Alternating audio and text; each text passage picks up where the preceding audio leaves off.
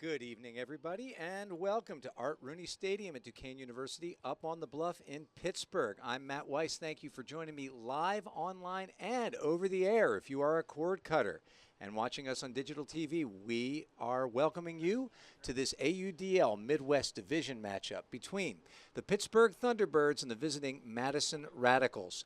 A late season matchup between these two teams over the past 3 seasons has been extremely meaningful with regard to playoff implications in the Midwest Division. Both of these teams have been in the playoffs all the past 3 years, and they have met in the divisional finals. That will not be the case this year. They come in with records that are almost mirror opposites of one another. The Thunderbirds are 1-9, having won only one game, their opener against the Detroit Mechanix, and the Madison Radicals come in a familiar position atop the division at 8-1, having lost only one game to the Raleigh Flyers and shaken that off. And that was a cross-division challenge, one that they certainly wanted to win. But when they didn't, it really didn't have implications for the division. What does have implications for them is this game. If they win today, it puts them in the catbird seat. And speaking of Cats, the AlleyCats are next on their schedule. They head to Indianapolis tomorrow to play the Naptown Nice Boys. And that game should be fraught with implications, particularly if they can't win this one today against the T-Birds. Hometown boy Anson Repperman launches the pull and catching it. Down on the Thunderbirds' end is Noah Robinson. He's suiting up for the Thunderbirds for the first time. And I'm sorry, that was Sam Van Duzen in that hat. He fooled me with his hat. Gets the pass from Mast. Dave Vatz picks up the throw on our far sideline, sends it back to Mast. Van Duzen stumbles a little bit on the cut, so he breaks field, and with a nice, nifty, high-release forehand, Van Duzen catches it. He looks off the big man Robinson downfield. Also in the field for the Thunderbirds right now, Captain Mark Fedorenko, Max Shepard, and Jimmy Toll rounding out this lineup. Little inside out, picked up off his shoe tops, and he has to go down a long way. Tallest player on the Thunderbirds, and he finds one of the shorter ones, Jimmy Toll, but he plays bigger than his height, shuffles it to Van Duzen. They're about 20 yards out right now and playing patient offense right now, which is what they're going to need to play against Madison, which has come out in the man-to-man, but we know we can expect to see some zone downfield. Kevin Pettit-Scantling almost makes a bid there. Fedorenko catches it in front of him, and now he rifles a hammer across field, and he finds Robinson, hits him right there in the hands, perfectly thrown over the top of that Madison defense, and the Thunderbirds with a hold, and that's encouraging to see because they've had trouble with digging themselves a bit of a hole early on, and you can see that hammer dropping right over the top, and Robinson, an attractive target, maybe a target like they haven't had for a good long while. Mike Pannoni no longer in a Thunderbirds uniform, or Anson Repperman, and having the big guy there who played so well at college nationals there to receive that hammer from Fedorenko. Really a nice-looking first point. So the Thunderbirds coming out, taking a 1-0 lead with just a minute left, a minute gone in the quarter. Let's take a look down here at Madison, see who they bring out. Big Ben Nelson, Colin Camp, Benji Karen. He might be a little unfamiliar to if you're watching us from Madison because he's in Jake Spiro's uniform, but don't be fooled, that is Benji. Robin Wiseman over there as the far handler. Disc in the hands of Graffy. Graffy finds Camp, slings it over to Nelson. Dave Wiseman further downfield, and Tarek Accuse. Robin Wiseman cutting downfield. Colin Camp pulls it in front of Eddie Peters, and now Nelson just has to find it. He's on the doorstep. Cutting back behind him is Graffy. Graffy looks to move it off.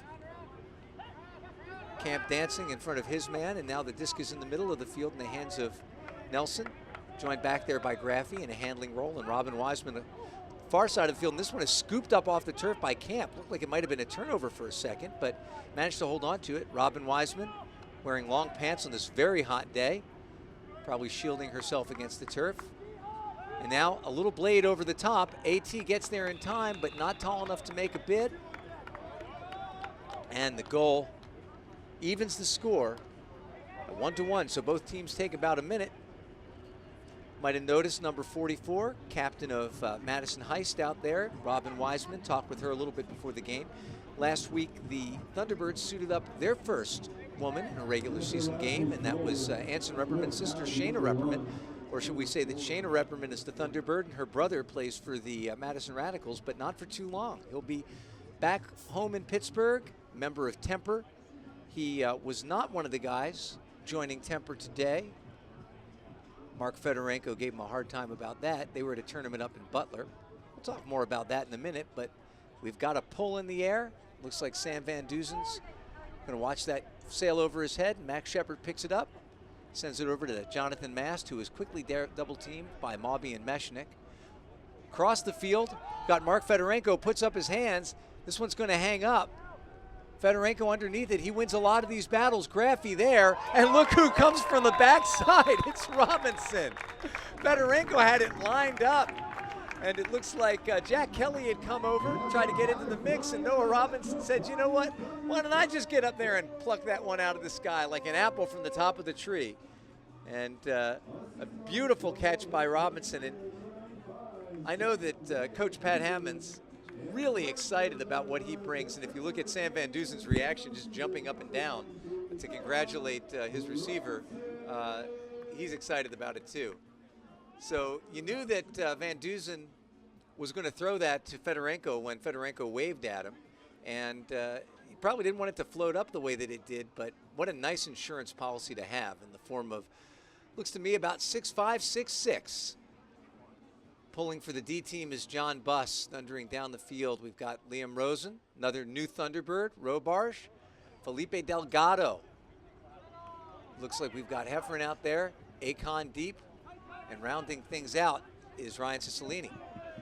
Akon on defense, covering Avery Johnson. Johnson looks to send it back to Nelson. Nelson pulls it down in front of Robarge and laces one up to Dave Wiseman. Wiseman throws a nifty flick out there. It's going to hang up in the air, though, but not long enough for Akon to deny Avery Johnson. And the score is now 2-2. No breaks so far. No turns even. A nice throw there by Wiseman. You see Marquise Mason, former University of Wisconsin football player. His career was ended prematurely by a knee injury, but he's decided to make a career in Pro Ultimate. And talked to Tim DeBile before the game and asked him how are things going for Marquise. Not bad, still finding his way. And it does go to show you that as much as athleticism means in this game, at this level there's a lot of athleticism, and even a Division I college football player as an athlete is going to struggle to play the game at the top level. Repperman launches the pull. Bending over to the far sideline where Van Duzen, with that big brim cap, pulls it in, sends it up to Mast, who tends to quarterback this offense from the middle of the field.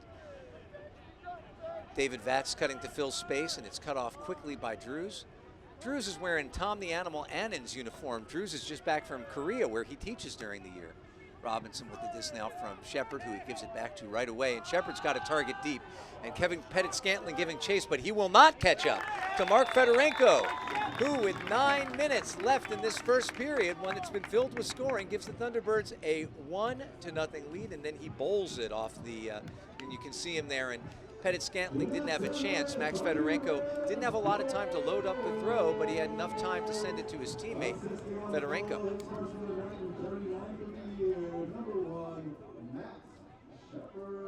Those guys are teammates not just here for the Thunderbirds, but of course for Pittsburgh Temper. That's Pittsburgh's premier men's team, and they got their first 2018 action today in a tournament format, playing a little 5-team format up in Butler.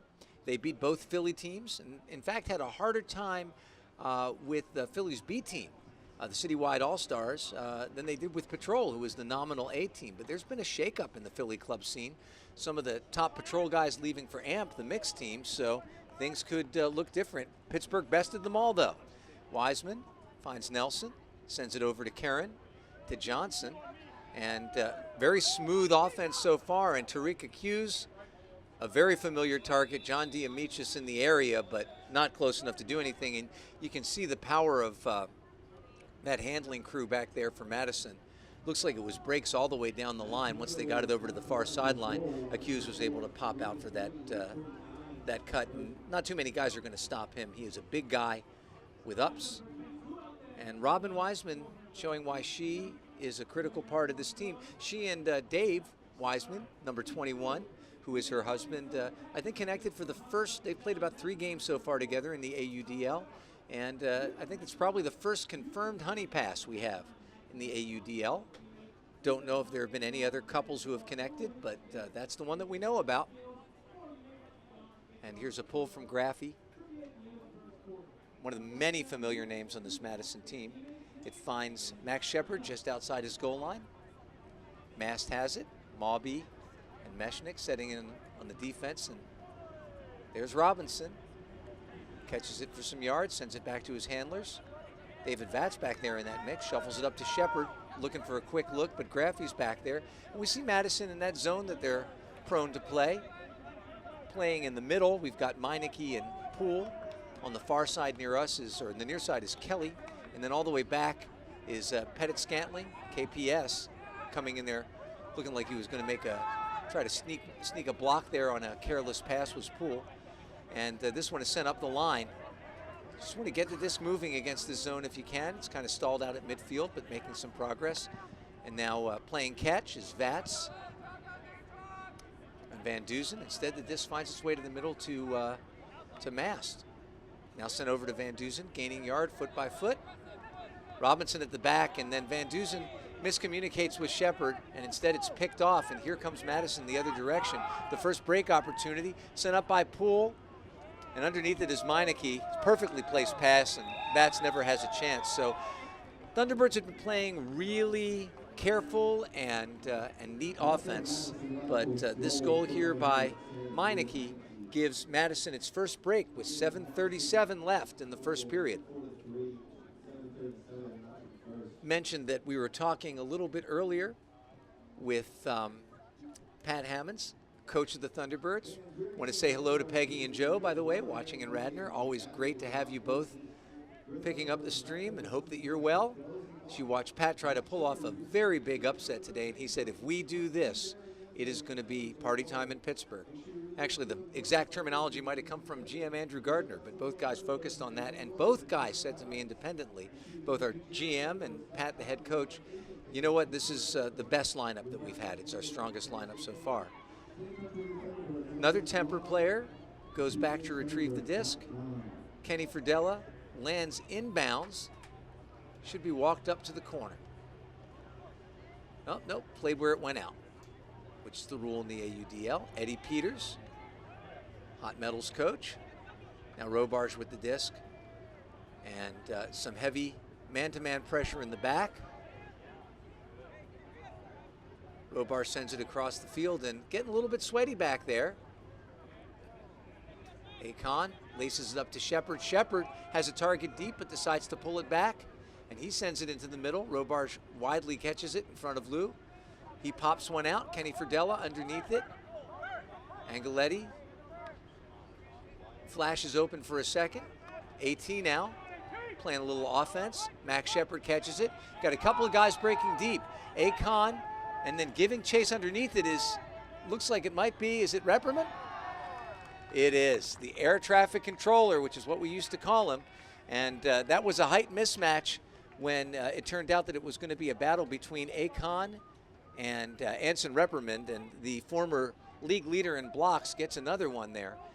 If Angeletti had been the primary contestant, that would have made a difference. Akon with one of his trademark layouts, he will get that block, but Colin Grandin catches this one. But he's been making bids all over the place this season. And now Madison with a chance to break twice, which would be a blow to the Thunderbirds. Tom Coolidge sends up a forehand, finding Grandin underneath. Grandin goes up against Kahn, catches it right on the goal line. Shepard coming to put on the mark, Repperman into the end zone. Luo with the disc on the goal line. They play catch a little bit, and then he sends it to Mechnik. Score is signaled, and then 2 consecutive breaks put the Thunderbirds down 2. And you can see there a comfortable catch for Mechnik, and the Thunderbirds with 6 minutes left give up 2 quick breaks, which is really unfortunate. It was a good look downfield. Both of those receivers that Shepard was looking at had a few steps on their guy. But, you know, when you've got a guy like Anthony Kahn going against a guy like Repperman, and he's got a few steps, what you got to do is keep that throw low and put it on the line. Instead, it popped up, and it's prone to do that here in Art Rooney Stadium. You can see at some point you'll catch a glimpse of the flags. They are blowing steadily to the east, away from the Ohio River, up the Allegheny and Monongahela. Going in the opposite direction is this pull, which finds Captain Mark Fedorenko, who sends it up to Jonathan Mast. Mast looking at a first vertical stack that he's seen, if you can call it that. Robinson and Beardsley, two tall receivers deep. Beardsley sneaks behind the defense, but the disc is in the hands of Vats. Fedorenko goes up high to pull down a little bit of an iffy swing. Vats has it again, looking for somebody to throw it to, and he finds Mast. A little bit of a wall in front of him, and that wall is punctured. Van Duzen with the disc, and he finds Robinson. Easy as you please. So the Thunderbirds don't waste any time with their O team and pull it to within one. You can see a nice shot to a wide open Robinson, and the key to that was just finding a way to bust it through that line of defenders, that sort of loose zone. It was really a man-to-man, but it sort of lapsed into a zone. It sagged into a zone to clog the throwing lanes, but Thunderbirds found a way through, and of course Madison famous for its defensive system and its ability to work people into it. Robin Wiseman telling me before the game she'd like to play a little more zone, but there are a couple guys they try to work in at a time, and they tend to do it pretty seamlessly. They lost Jay Frew to the Dallas Roughnecks this year, and they've moved other guys into that position, and they sit atop the division, as we said. Big John Buss launches a pull. A lot of scores in our east end zone. Buss's pull falls out of bounds. Andrew Miller, the official, marks a spot with his cap, tosses it into the middle of the field where Nelson will take it. Our officials today, our head official, head referee Brian Heim in the back. Andrew Miller on the sidelines with us. Over on the far side, looks like we've got Mike Gorham. At the back, Trevor Bauer. And also joining the officiating crew is Neil Donahue, who is in the booth with us now, and I think Andrew Miller will come and join us so that Neil can get down on the field. Thunderbirds in that zone of theirs, Robin Wiseman handling against it. And this is a sort of line in front of the thrower, line of four. He's trying to throw, force an impatient or foolish throw. In that front group, you've got Robarge. Now it's sent up to Wiseman, kind of gets it around there. Gain some yards.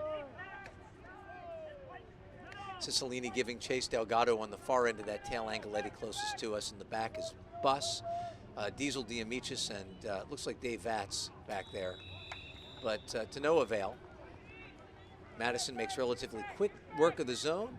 Hey, I misidentified a player. I was surprised to see the human backwards hat, David Vats, on the field for defense. It wasn't. It was Liam Rosen, also playing his first game for the Thunderbirds, who trail 6-4. Madison up with 4:47 left in this first period. Hey, I promised John Diamichis that I was going to make amends to him for a call that Charlie Eisenhood and I made on the Ultiworld broadcast not too long ago when the DC Breeze was in town, just a couple of weeks ago.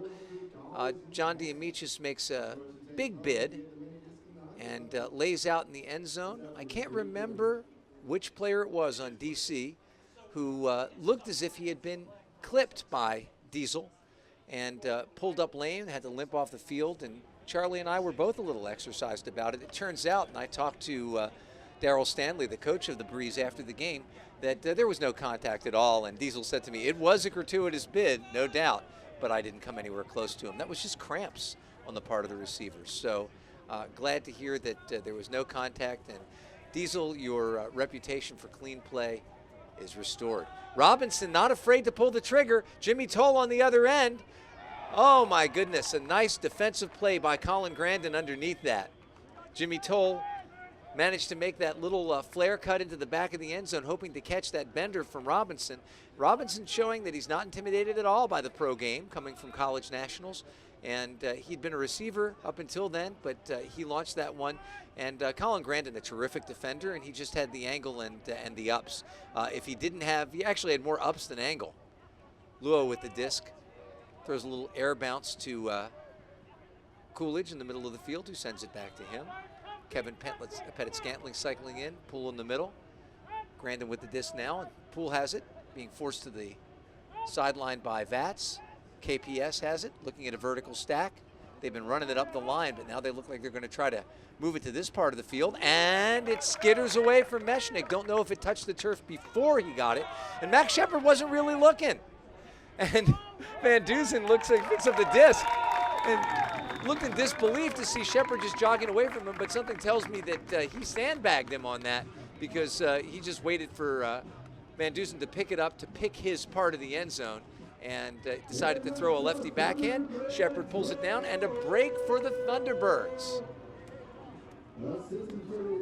It's 6-5, favor of Madison. I should say, actually, that was a hold for the Thunderbirds, but it was a turnover. So allow me to correct myself there. We got 3:22 left. Thunderbirds within one, and they did believe that they could surprise these guys. And I don't know if Madison is surprised. I talked to Repperman before the game and said, hey, Indy is your big game this weekend. They're at 7-2 right behind you. Are you looking past Pittsburgh? He said, I have not heard anybody talk about the Indy game yet. That's tomorrow. Today we've got the Thunderbirds, and right now they're in a fight. Pull lands in front of Wiseman. Robin picks it up, sends it in the middle to Benji Karen. Karen finds the speedy Peter Graffey, and then Tarek accused with a nice cut against Diesel. Diesel, can he catch up? He can't, and it's a really nice shot.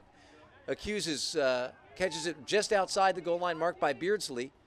He's got Camp behind him, quickly joined in the double team of AT and Eddie Peters, looking to pass out, and it throws a hammer over the top to a diving Marquise Mason, who scoops it up just off the turf. And that was a high stall hammer, was not their first choice. But you can see Marquise Mason using that athleticism we talked about, concentration, looks it right into his hands, rolls over, and gives his Radicals a 7-5 lead. Don't know if you got to see the cut that Tariq Accuse made. Tarek Accuse turns his defender inside out, makes a hard in cut, and then turns around. And it was a nice put to him. Looked like he might have caught it before he jumped, so the disc was placed on the one. And didn't take Madison too long, but that double team with Alex Thomas and Eddie Peters had the desired effect. It was very difficult for thrower to pass out of it, and ultimately he had to go, I think it was Colin Camp, with a dink hammer over the top, turned into an adventure. Repperman using those big limbs to send up a pull, which turns into a bit more of a boomerang than anything else, angling back to us, lands close to midfield. Shepard picks it up, and he's joined quickly by a double team, which doesn't get a chance to settle in. We see Madison playing that loose sort of zone. They'll lapse into a man-to-man pretty quickly, I think. Fedorenko with the disc now, surveying what he has, rifles it back to Vats. Vats sends it into the middle to Mast. Mast looks off Fedorenko and decides to drop one over to Van Dusen. He is dangerous there. He's got Jimmy Toll across the field, decides not to test Big Jack Kelly in the middle of the field. Instead, the disc is in Mast's hands. Fedorenko on the far sideline, just 5 yards out. Thunderbirds need to be careful here. There's no need to rush, but Madison will not come out of its zone. They like to play zone on the goal line. A lot of teams will go fire. You'll hear calls of fire, fire, and that means man defense. No man call here. Vats looking for a place, as he often does, trying to find a spot to get open. Nifty scuba over the top to Mast. Now Van Dusen. A lot of field to command, and you see Vats pointing back there. I've got room in the back of the end zone. He clears that corner for Mast, and now sneaking in the back. Don't know how nobody saw him, but it's the big guy, Noah Robinson.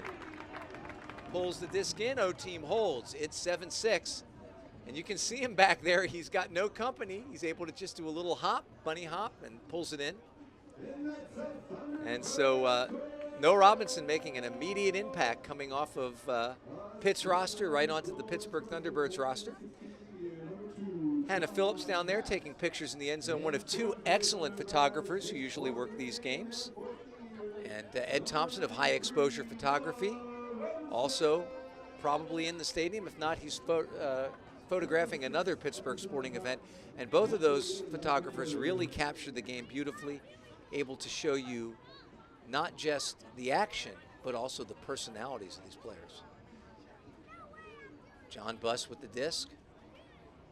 Fast-paced quarter, minute and 48 left. Disc coming down. to Karen, who finds Nelson. Quickly marked by Delgado. Straight man-to-man here. Settling in on the mark on Hughes is Buss.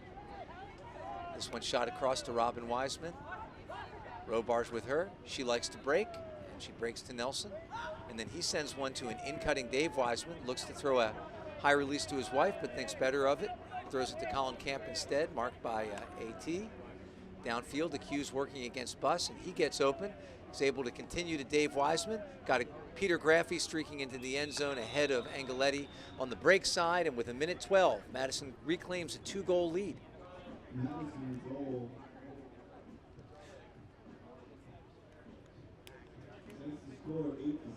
Peter Graffey, very difficult to stop, especially to the break side.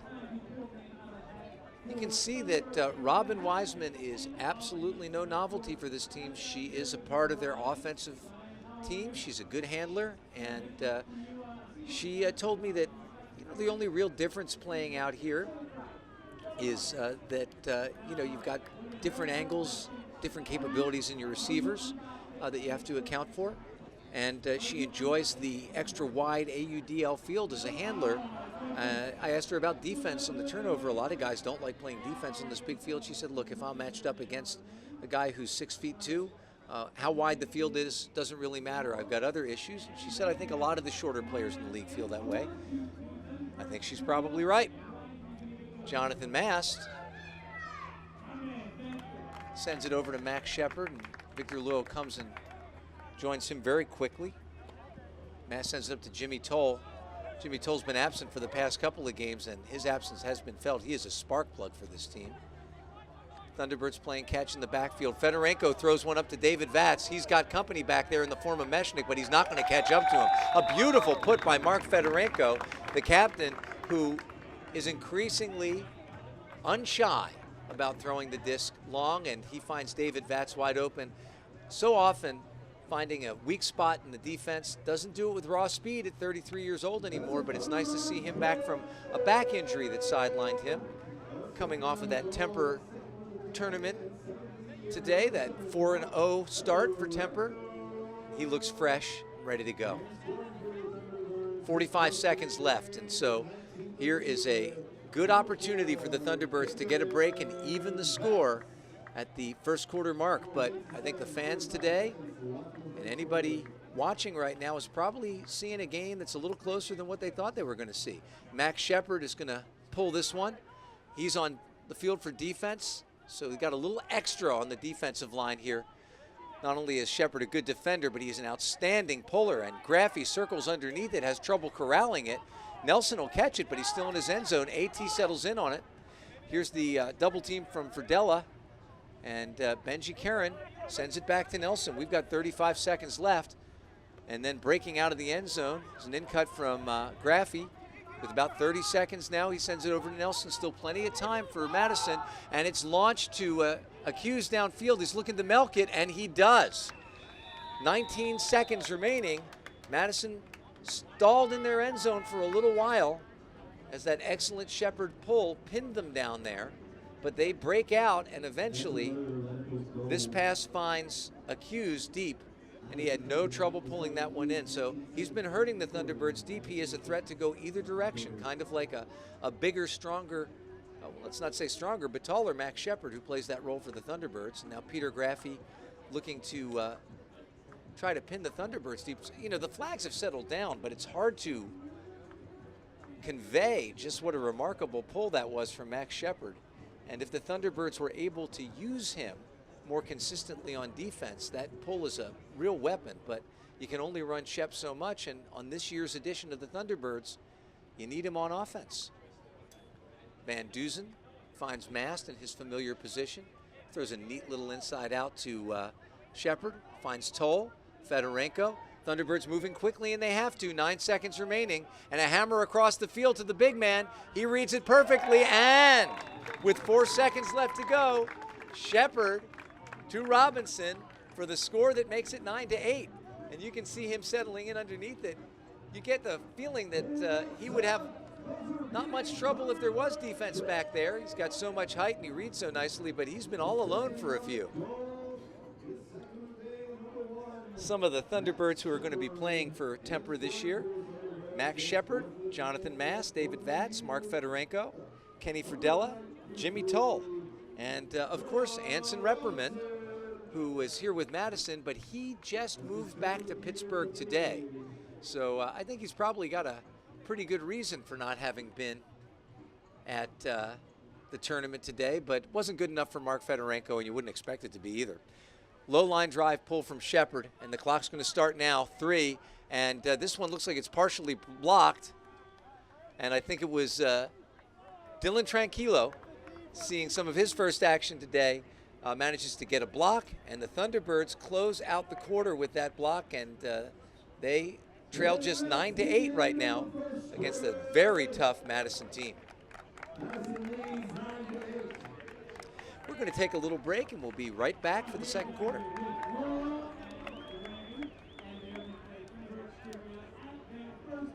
This is number 11, Ryan Siccioni for your Pittsburgh Thunderbirds, and you're watching American Ultimate Disc League action. Join us, the players, at Ruggers Pub in Southside after every home Thunderbirds game. Official Thunderbirds bar. See you there. See you there. See you there. I say we roll it.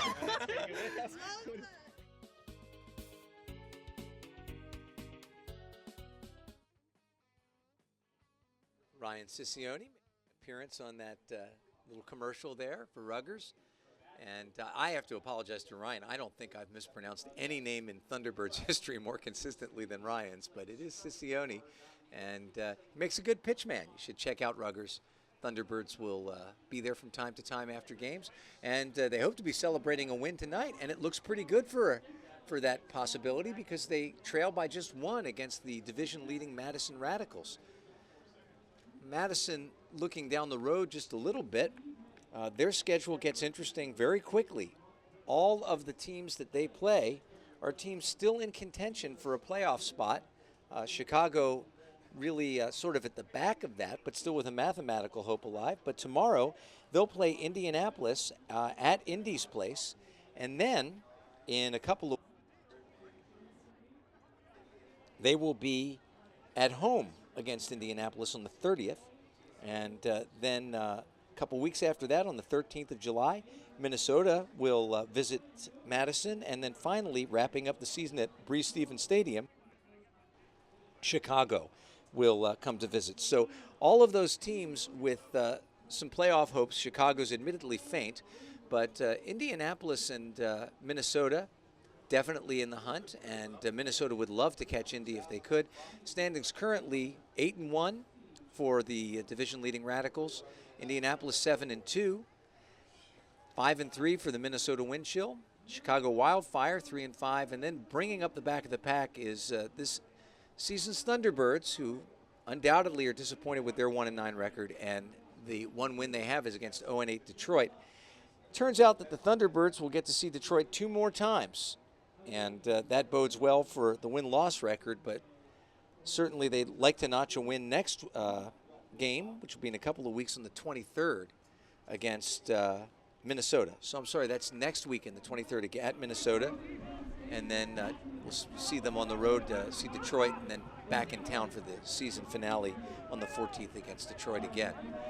And those games probably will not be national games of the week, but they'll still matter to the teams in the field. Meanwhile, though, let's take a look in on this game. Peter Graffey marked by Alex Thomas. Madison starting with the disc on offense this quarter. Kenny Fridella can't stop a break to Colin Camp. He's quickly joined by John Diesel Diamikis, and then a nifty cut by Graffey that sends AT into the backfield and scrambling to catch up with him. Shuffled back to Camp, and then he reverses field, finds Robin Wiseman cutting downfield against Eddie Peters. She throws a nifty one to Camp right on the goal line, and he finishes to Avery Johnson. So, without a lot of difficulty and a lot of patience, Madison goes out to a 2-goal lead, and then you can see this nice little pass from Wiseman to Camp, and he finishes to Johnson. Wiseman getting to cut downfield in that alignment, something she said she enjoys doing, does it very well. Her husband David, as we said, plays for Madison Club, Madison's top men's team, and a lot of the guys playing here for Madison play for them, some for Machine in Chicago. But this is a pretty consistent lineup, and Madison is one of those towns that prioritizes its AUDL team. A lot of buy-in, not just from these players, but also from their fans. Talking to Tim DeBile about the crowds that they get out there, he said, yeah, we're up a little bit from last year, and we feel good. We are drawing more than 1,000 a game. Well, that would be a dream here in Pittsburgh. So if you're listening to this and you're in the Pittsburgh area, I guarantee you, as good a production as Video House and Steel Toe puts on, we could guarantee you a much better production if you come out to the field. Dave Vatz with a heads-up play that was not intended for him. There was a miscommunication. Jonathan Mass went downfield, and then that swing almost was turned over. And this one might be caught up with by Robinson, who lays out and scoops it off the turf and then finds Max Shepard. Whoa, that is the play of the game so far for sure. Another errant pass goes over the hands of its receiver, Mark Fedorenko, and then Robinson goes down to catch it. He wasn't the only one who had a chance. Anson Repperman was there too, but he scoops it just off the turf and finds a strike-cutting Max Shepard, and the Thunderbirds avoid a turnover and a break point to hold, and it's 10-9. And Noah Robinson is making a play for Rookie of the Year and Player of the Game all at one time. You can tell that Thunderbirds uniform suits him just fine. Anson Repperman in the area, and that wasn't textbook ultimate on that point, but it sure was exciting seeing Dave Vatz demonstrating heads-up field sense, noticing that swing was not going to find its receiver, who had abandoned his position, and then Robinson filling in underneath on that pass that popped up. And we've said this is a tough field to throw in, and you can see on the pull from John Buss, it's a tough field to pull. The wind is picked up again. Thunderbirds in their zone.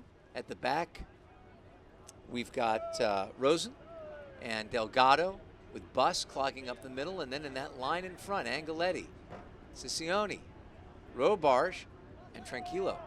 Across the field, Colin Camp asking for the disc, and that's exactly the kind of throw that Pittsburgh wants Madison to make, and that Madison is pretty good at not making.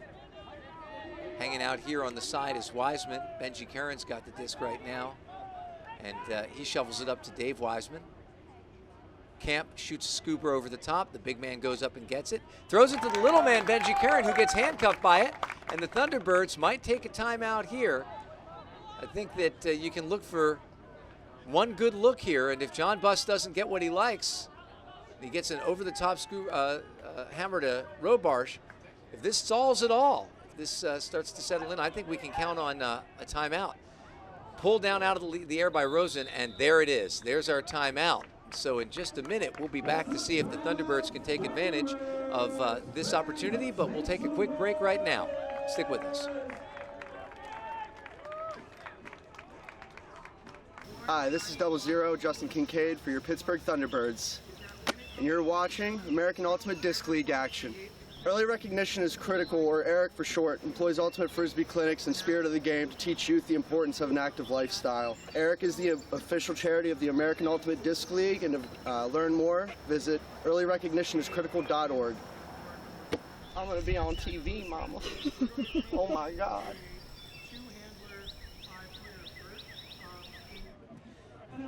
We're back as the Thunderbirds have the opportunity to even the score. It's 10-9 now, 9:41 left in the second quarter. And a fortunate gift from the Radicals, as Benji Karen could not handle a pass from Dave Wiseman. And the Thunderbirds send their offensive team out on the field. A little bit too much adventure, as Liam Rosen, one of the two Thunderbird rookies out there, had to pull down a high swing pass, and he said, enough's enough. We don't want to squander this. Downfield for the Thunderbirds will be Vatz and Fedorenko in the middle primary cutting positions. Robinson, of course, on the near sideline. Jimmy Toll on the far sideline. Arms akimbo. Jonathan Mass will start the disc in play, and he is flanked by Van Duzen and Shepard, so no surprises for the Thunderbirds. Countering that lineup will be Coolidge and Luo. In the back, Pettit Scantling, Repperman, Grandin, Mechanic, and Drews. Drew's wearing Tom the Animal Annan's number 7. Max Shepard pulled back a huck, and we got a thrower travel, which in the past had been a turnover. Instead, it's going to be a 10-yard loss, and it's going to send Shepard back into his end zone. Players are free to move even before the whistle, but Shep is not free to throw it before the whistle. Gutsy little inside out from Mass. Pettit Scantling on Fedorenko's mark, and really aggressive defense here, but if they can get a break off, and oh boy, we got Robinson deep against Repperman. Battle of the Twin Towers. Who's going to win it? Robinson doesn't even give Repperman the opportunity to jump to get that Van Dusen throw, and the Thunderbirds with a big break to tie the score, and you see that claw sign, and here we see the claw in replay. Wow, look at how high he got up. Repperman had no shot. So we talked a little bit about the suffocating defense early on. Max Shepard loads up a big forehand huck and pulling it back. The recoil caused him to travel. Thunderbirds back in their end zone, but some nifty handling by Mast. Finds Van Dusen with a well-timed Robinson deep cut. And after that, it was just the Sky Pilot climbing the ladder over the air traffic controller to grab the disc out of the air. Thunderbirds send out a defensive team to try to, and this is D1 really that's going out on the field, because they managed to steal that one with D2 in that junk zone. And so Eddie Peters will jack this pull going downwind for a change. Of course, the wind settled down. It always works that way. Robin Wiseman settles underneath, gathers it in, and sends it up to Nelson, a guy who looks like he should play downfield. He's one of those tall handlers in the Steve Mooney model, for those of you who are students of the game and know the Hall of Famer. Fridella selling out on that backwards cut. Nelson is able to throw one up. He's got Mason underneath, and Beardsley gives just enough of an effort to get Mason to commit. Not sure if he managed to touch it. And we might get the second time out of the quarter, but I doubt it. Eddie Peters is going to try to work with defensive team number 1. Akon now joined by Colin Camp. They'll be working against the O team, and that means that Robin Wiseman is on the field. She is not the biggest player on the field, and she's going to be covering Kenny Fridella as a handler, but might be some opportunity to get him downfield. Diesel laces it up to Akon. He's got field vision, and he sends one into the air, and it looks like AT gets Graffy to commit. And Graffy can't jump in time, so the Thunderbirds with a second consecutive break, and a masterful bit of receiving there that didn't look like the strongest throw, but you see that AT forces Graffy to commit a little bit earlier than he wanted to, and by then the disc had a little pace on it, and it finds Alex Thomas in the end zone, and so little energy expended there that some of those guys might be able to stay back out. That's a big one as the Thunderbirds seize their first lead, 11-10, with 8 minutes remaining in this first quarter, or first half, second quarter. And you see Dave Lionetti, assistant coach, talking to Eddie Peters on the sideline. Thunderbirds excited, upbeat, with a lead that they probably didn't think anybody believed they could get. Here comes Fedorenko trying to solve the downwind pull, and he does with a high arcing bender, which will find its way to Victor Luo. Quick defensive pressure by Delgado and Robarge, and the disc in the hands of Drews. Drews sends it back to Luo, who pops one out to Pettit Scantling, filling in underneath across the field, and it's a low one, which is gathered in. Looks like by Coolidge over there. And those handlers working hard against the Thunderbirds defenders, and now Pettit Scantling is going to catch this one for a goal. And you can see it's happened a couple of times now where Thunderbirds defenders have sold out on the block. You can see Kevin Pettit Scantling catches Angeletti. But that all started not with that cut deep. Can't really blame Angeletti. He was settled in to play defense against an in-cutter, and that made sense until we had an overcommitment by a Thunderbirds defender guarding a handler, and that handler is able to then catch the disc going downfield in what we call the power position.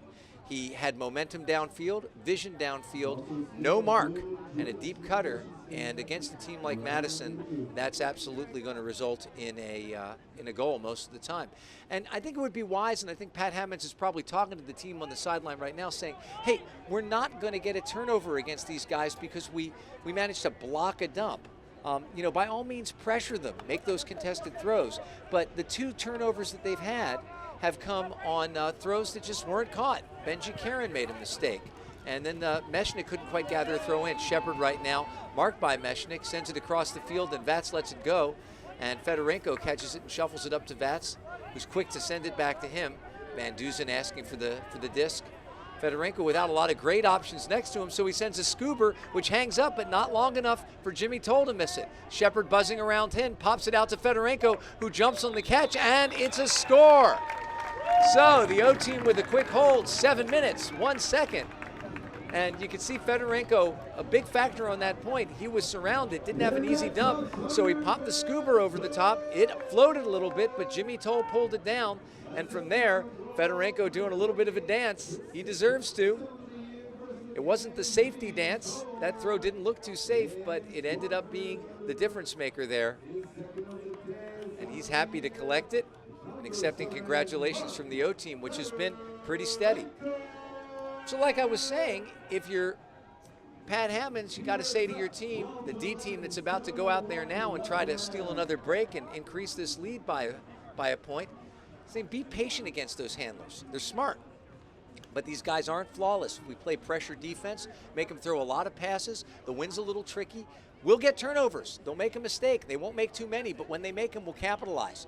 Wiseman decides to let this one hit in front of her, catches it on the bounce, and sends it up to Nelson. Nice pull from Eddie Peters. Very quickly, Avery Johnson has the disc. Benji Karen joined by AT. Nice defense on the in-cut from the Birdman, Ethan Beardsley. Tranquilo marked up against Accused. That's a great matchup. We can look for more of that downfield. Ferdella sends it on the Nelson. Camp with the disc now. Wiseman hanging out at the top of the stack, setting it. Then she breaks back to the middle, and Dave Wiseman pops out here. Nelson sends him one. Right about midfield, Beardsley settling in on the mark. Not a lot downfield. Ferdella straggles just behind that. And now Accused with a good in-cut against Tranquilo, who has to take him seriously on the deep ones. A big bid by Kahn. Almost there. This one floats up in the air, but settles down nicely in front of Nelson. And Madison manages to even it up with 6 left. And you can see this one looks like it might have hung up, but it was actually a perfect pass in that corner to Nelson. So some good defensive pressure. Accused once again making a difference because he is such a tough assignment. Even for a speedy defender like Pitt legend Dylan Tranquilo, he can't allow him to go deep, but if you allow him to have that in-cut, he can do damage once he gets the disc in his hands. Two-way players like that are a coach's delight.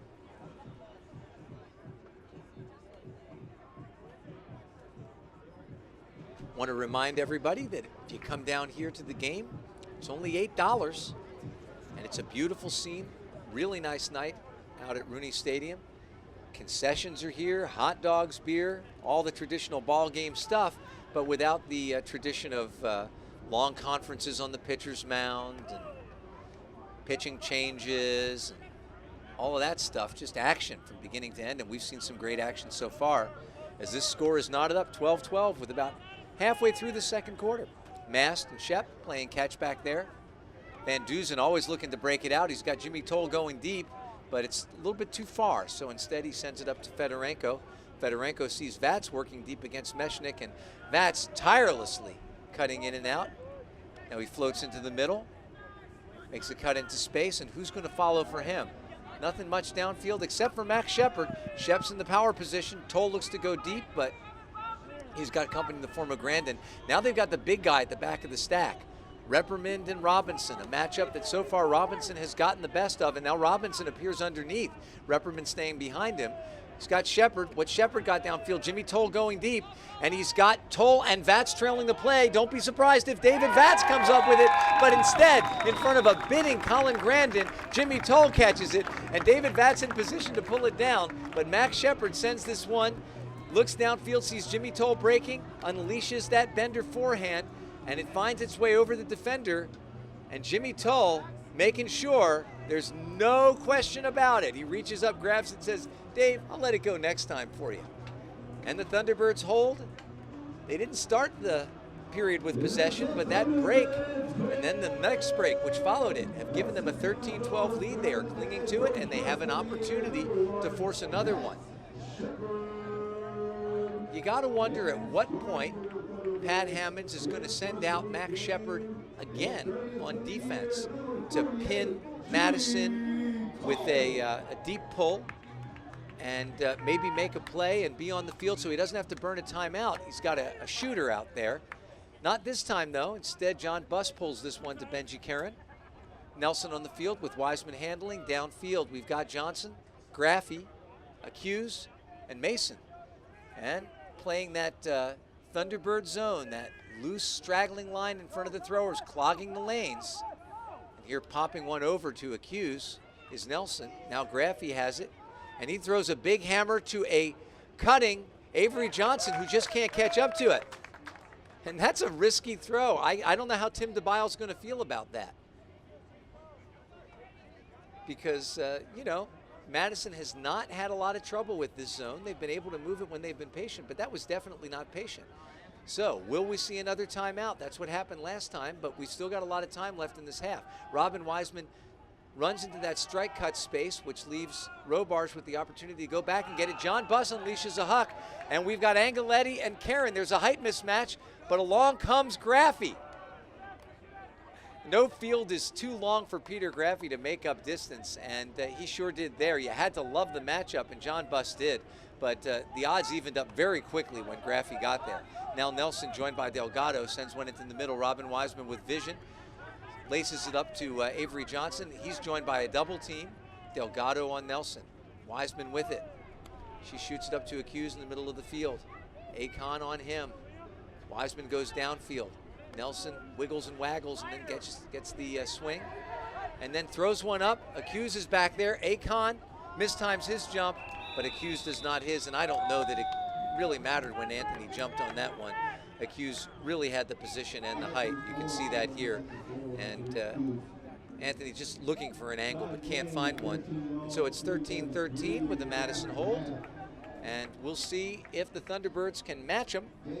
They send out their O team, and no surprises to the personnel. Pat Hammonds getting used to calling number 93. No number on the back of his jersey, wearing one of the extras today, but something tells me that they're going to ask him what number he wants and print one up as quick as they can. Of course, that does take a while. I know that before the game, Tim DeBile told me, you know, we don't have... He'd ordered a new jersey for one of his new players who's out there. And he said, you know, I ordered it at the beginning of the season, still hasn't arrived. So laundry can be a problem at this level. But Robinson, I think we're going to get to know him pretty well. When you think about a guy like Robinson, Mo Diata getting back next year, Thunderbirds are going to have a lot of downfield speed. And Alex Thomas developing as a player on both sides of the disc. I think the future looks brighter than the record for the Thunderbirds. Van Dusen sends a nice swing pass into the middle for Fedorenko. He's got Mast streaking back to help him. Mast playing catch with Fedorenko. Van Dusen cutting to the far sideline, but Vats fills in underneath in front of Grandin when Van Dusen is covered. Vats sends one into the middle. Fedorenko in the power position, finds Robinson in. Robinson looking downfield. Van Dusen has the disc on the sideline. Little wiggle waggle by Shepard, but great defense by Poole. And then here comes Mast. Can he pull it down with his left hand? He does, right in front of Poole for a big and important hold. We got a pick call back here, and Pat Hammonds is not happy about it. But I don't think it's going to make any difference. But that catch, not much less important. The score comes off the board, but on a pick, if Mast doesn't manage to pull that in front of Frank Poole, that's a turnover, and Madison's going the other way. 2:44 remaining. Fedorenko working hard to get up the line. Vats has the disc pop up in the air on him, manages to pull it down before Grandin can get it. Now he's got it. High stall. It's going up and puts it up for Fedorenko, and he really didn't have any good options there. Fedorenko looking for a call. He's not going to get it. So the disc comes the other way. It looks like we've got a discussion over here. And a timeout from Madison. So, as we wait to see what Madison sends out onto the field, we're going to take another little break. We hope you'll stick with us. We'll be right back. All Ultimate players know it's bad news to throw a hospital pass. Fortunately, if you do have an injury that's keeping you off the field, there's UPMC Sports Medicine, the region's largest and most experienced provider of sports medicine services. To learn more, visit upmcsportsmedicine.com. Saw a UPMC trainer, works for the Thunderbirds, Anthony Mobile, and working on a familiar figure there, and that's big number 32, Steve Magilski. Steve tore that ACL last year, and you know, he's been in almost all of these games, and I know it kills him. He's a big part of the Thunderbirds' offense and defense, and a lot of what makes the Thunderbirds go, part of that team spirit. And he's not one of those guys who shows up big on the stat sheet every week, but he is very important for the T-Birds, and I talked to him about his rehab. He said it's coming along, and we're hoping to see him back next year. We miss you, big guy, and we're looking forward to seeing you back in that number 32. Thanks to Anthony Mobile, he will be, and hopefully everything that he was and more. Take a look at what the Thunderbirds send out to counter this offensive team. Fridella and Peters, Akon, Diesel Diamichis, Tranquillo in the backfield with the Birdman Ethan Beardsley, and then Alex Thomas rounds it out.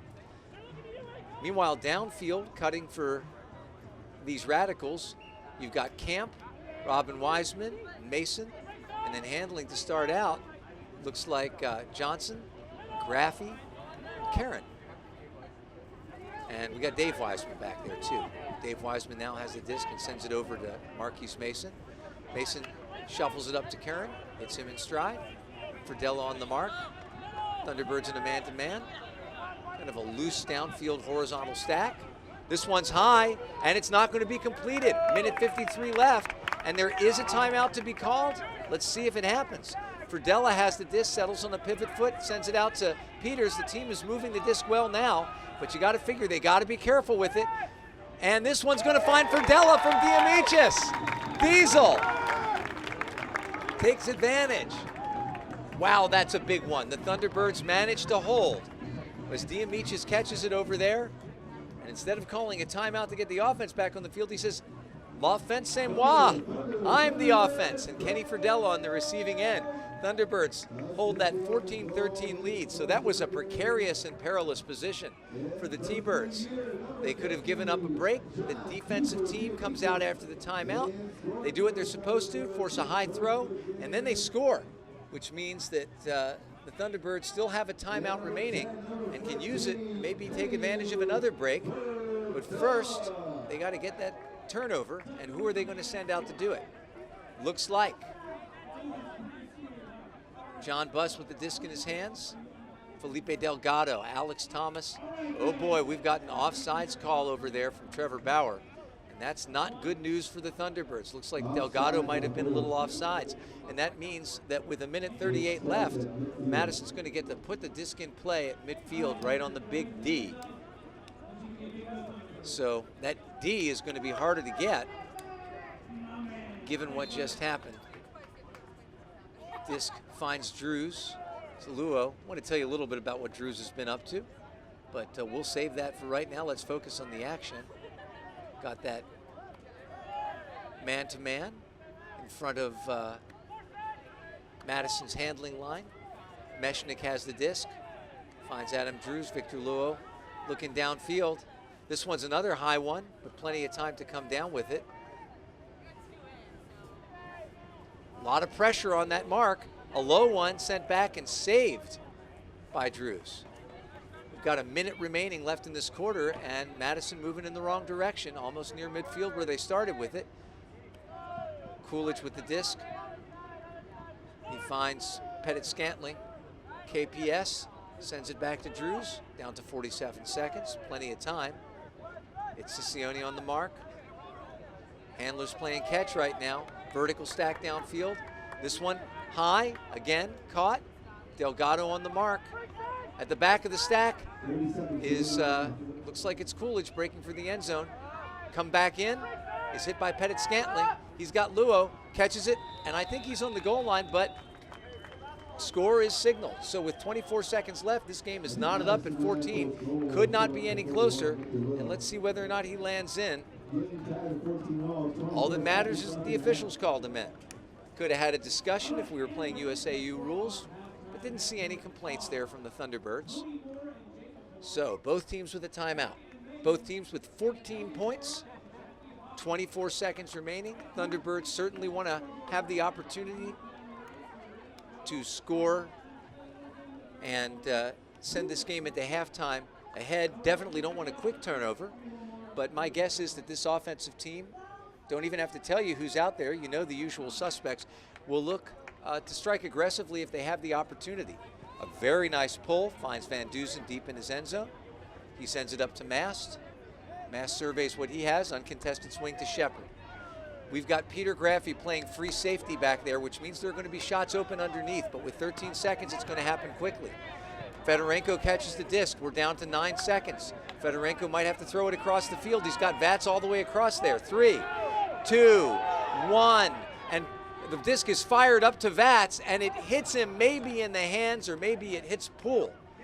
But looks like the Thunderbirds maybe lost track of time a little bit, are unable to score the point that would put them ahead at halftime, but they can't be disappointed. They said they came out with their best lineup. They said they felt they could run with these guys, and they can. The score at halftime, Thunderbirds 14, Madison Radicals 14. And we're going to take a break for halftime, but we suggest you don't get too far from your computer or your television. You're going to want to see the second half of this game. Thanks very much for being with us, and stick with us. Go get a snack. We'll do the same, and we'll see you back here for half number 2. Thunderbirds 14, Radicals 14. This is number 11, Ryan Ciccione for your Pittsburgh Thunderbirds, and you're watching American Ultimate Disc League action. Join us, the players, at Ruggers Pub in Southside after every home Thunderbirds game. Official Thunderbirds bar. See you there. See you there. See you there. I say we roll it.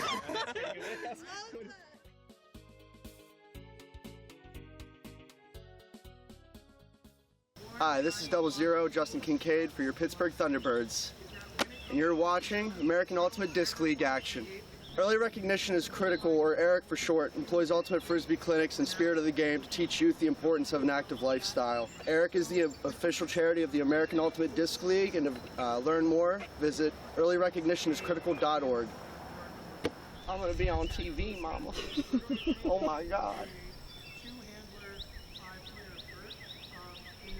All Ultimate players know it's bad news to throw a hospital pass.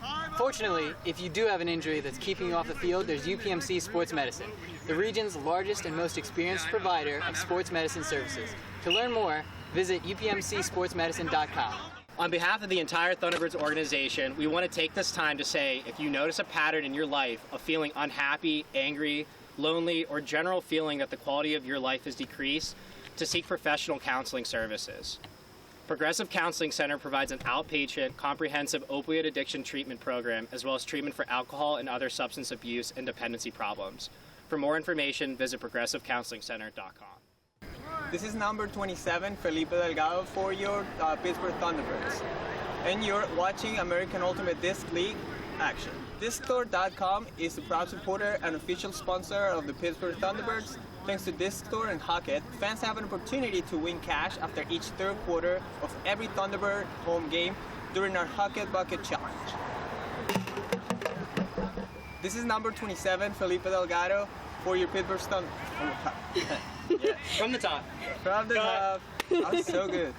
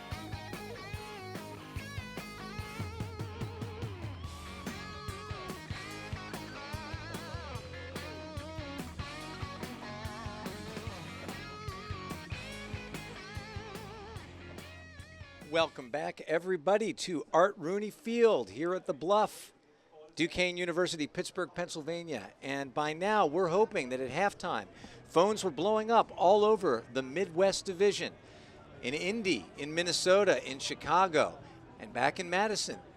People sending each other the message, we got a game here, and boy, do we ever. The Thunderbirds coming in at 1-9 versus the 8-1 Madison Radicals, but this one looks like a matchup from seasons past, as the Thunderbirds making their best effort. And I talked to assistant coach Dave Weasel Leonetti down on the field with his son Finn down there, and he said, you know, the difference is that the O team is not giving them the disc. Let's hope that keeps up. Some statistics from the first half for the Thunderbirds. Sam Van Duzen with 4 assists. Here's the disc in the hands of Jonathan Mast.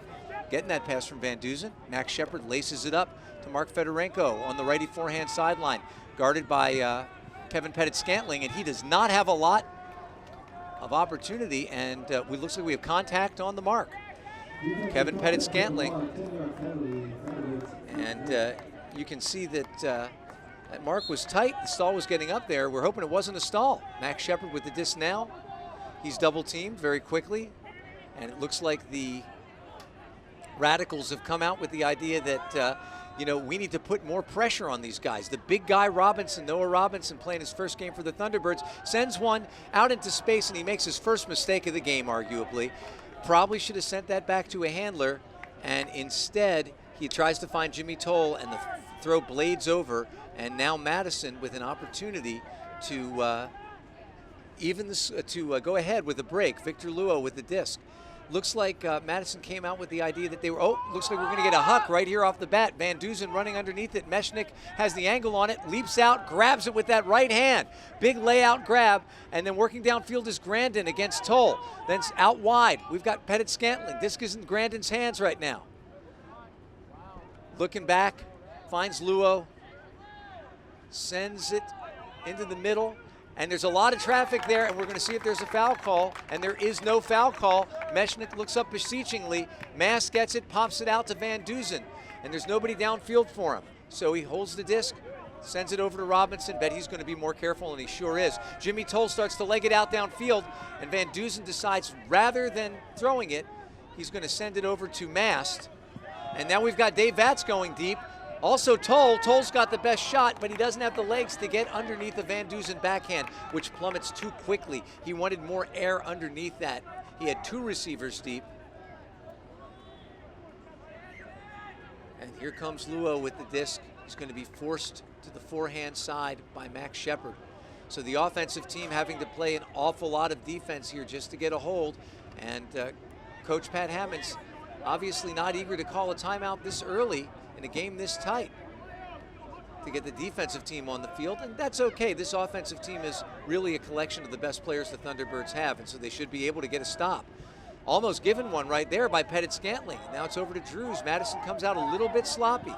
Karen maybe can settle that down. Van Duzen with good defense on Grandin. Falls on the way out. Maybe a little bit of help there from Van Duzen. Luo with the strike cut. And Coach Leonetti said they're trying to stop those strike cuts, and then here a little bit of contact between Toll and Pettit-Scantling, but Mechanix pulls it in. That settles in on the mark. Now Luo again captaining this offense from back here. He's sort of the quarterback. Pops a little air bounce over to Grandin, who surveys what he has, and he sends one an inside out, up, down the field to Coolidge, but he doesn't have the legs to get near it. Van Duzen walks slowly the disc, brings it up to the line. Pops one up, pulled down by Fedorenko. Repperman settles in front of him. Now Shepard has it. He's got Vatz going deep, and Shepard airs it out. He may live to regret this one. Hard to see how Dave's going to come down with it. Playing behind his man, trying to seize that position, but it was no trouble for Mechanix, the bigger man, to get position. And we're already 4 minutes into the third quarter. You can see here this is an ill-fated throw. Unless Shepard felt that he was able to get this downfield ahead of Vatz, it was not the best choice.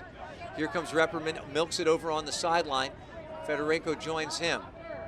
Handling position is Coolidge. Coolidge sees Grandin in front of him, but instead decides to pop it back to Luo. Looking downfield is Mechanix.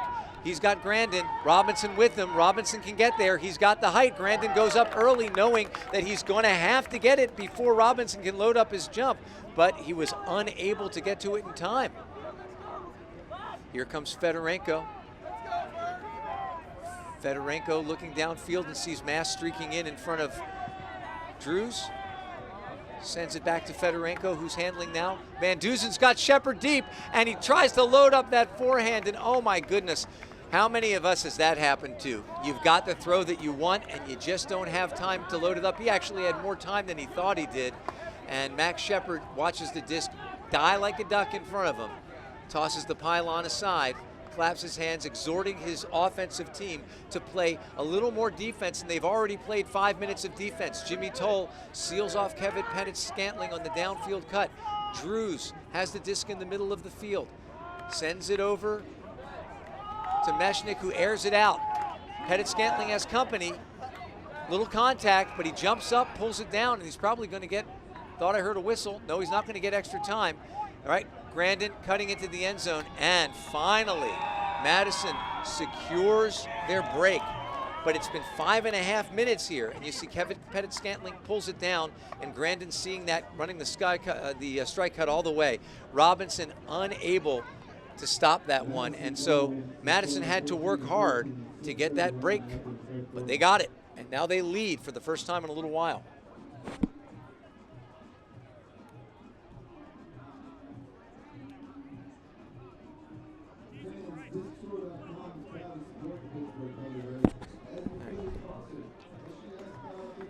Thunderbirds sending out not their optimal offensive team right now. Still some high-powered talent out there. Kenny Fridella can handle for this team, and Eddie Peters for sure.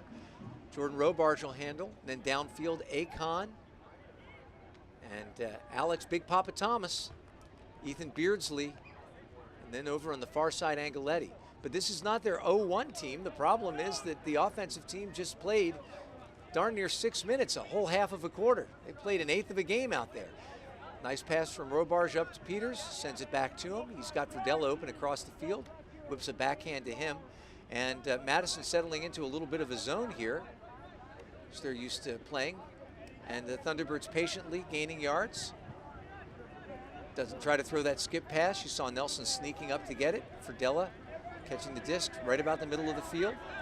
Finds Peters for a small gain. He feeds it to Thomas. He's right there, and the two of them play a little give and go for a second. Thomas sends it back to Fridella. Defense settles in a little bit tighter. So coming out, Madison was really tight on the mark, and it forced some iffy throws. And this one just barely escapes Nelson, and Eddie Peters corrals it, pulls it down, and sends it to David Vatz, who of course read the defense perfectly and found the seam, this time on the sideline. And again, I miscalled that. Let's call that to Angeletti. A lot of these guys being human backwards hats. And that time, Angeletti making a Vatz-like sneaky cut. So a well-handled offensive point by the second offensive lineup out there. And the coaches have to be very, very happy with that. Because these guys on the starting O team came out and played a very, very long point, took up most of the time in this, the 6.5 minutes played so far in this quarter. And they needed a rest. They did get that rest, and as a consequence, we get to send some guys out there who might otherwise be playing on offense, like Max Shepard. Shepard jacks a pull, downwind. Robin Wiseman settles in underneath it, catches it 10 yards deep in her end zone, and sends it up to her husband. Dave Wiseman finds Colin Camp. Downfield in a man-to-man. Shepard stumbles a little bit in front of Avery Johnson. Fakes a big backhand. Sends it backward to Camp. Kahn quickly on the mark. Goes across the field. And then open players deep. Alex Thomas may be in a position to catch this block, get this block. And we've got a call. Accused felt contact. Seemed like it might be incidental, but Brian Heim didn't think so. And whistles Alex Thomas probably for the foul. Maybe Tranquillo coming from behind, but either way, Accused got cream, and he's going to pick up the disc on the goal line with a vertical stack in front of him. Quick break cut off the top by Camp, who circles around behind. Now he has it, sends it to Wiseman. She likes to break, as we said, marked aggressively by Delgado. Now Karen's got it. And then coming in, AT making a bid to stop Avery Johnson, and there's a little contact on there, and Johnson unhappy about it. So 2 physical plays there by the Thunderbirds, and he looks over and then right away turns around to shake Alex Thomas's hands, I think realizing that Thomas made that bid in a way that gave him an opportunity to possibly disrupt the play, but didn't take out Johnson's legs, and ultimately a safe bid.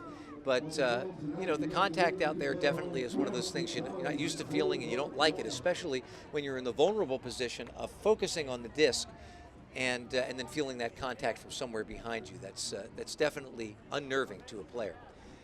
Take a look back at those stats. We called them for you before. Sam Van Dusen with 4 assists for the Thunderbirds. And Ethan Beardsley has a block for the Thunderbirds in the first half. And Noah Robinson with 6 goals and 1 assist. Thunderbirds definitely thrilled with his performance. And again, talked to Dave Leonetti. And he said, at this rate, you know, I think Robinson might end up leading the league in goals before the end of this game. I think that's a bit of a stretch, but certainly impressive. Madison readying to pull the disc, and they get on the foul call at the end of the quarter.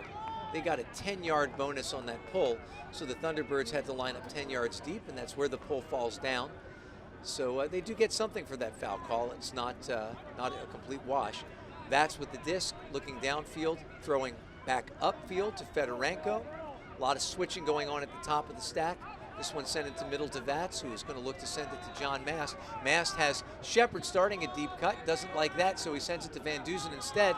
And now Jimmy Toll going deep. You know he's not going to hesitate to pull the trigger. Does it have enough loft, or does it have too much? Not too much for Jimmy Toll. A beautiful pass from Sam Van Dusen to Jimmy Toll, who was breaking deep, and you knew that was coming as soon as Toll started his cut. Colin Grandin makes a nice bid, but it had just the right amount of float, and Toll just the right amount of liftoff, catches it, helps Grandin up. And the Thunderbirds find themselves tied up 16-16 and eager for another break to reclaim that lead that they had just before the end of the first half.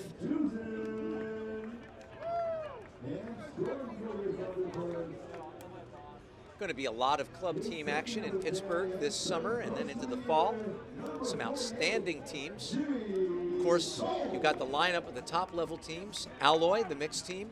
Temper, the men's team. And Hot Metal, the women's team. But also Crucible, terrific B team on the mixed division.